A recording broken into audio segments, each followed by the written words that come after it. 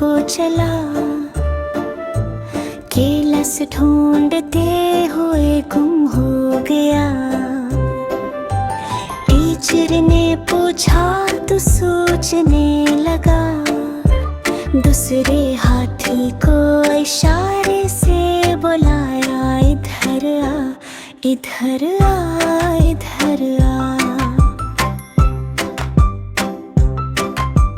हाँ, दो मोटे हाथी स्कूल को चले, छोटे से दरवाजे पर वो फंस गए, ऐसे फंसे निकलना सके।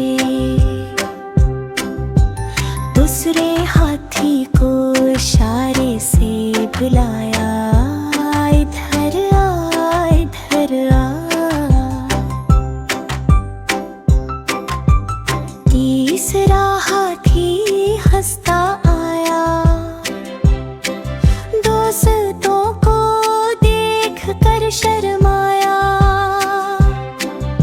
जोर लगाया, धक्का दिया,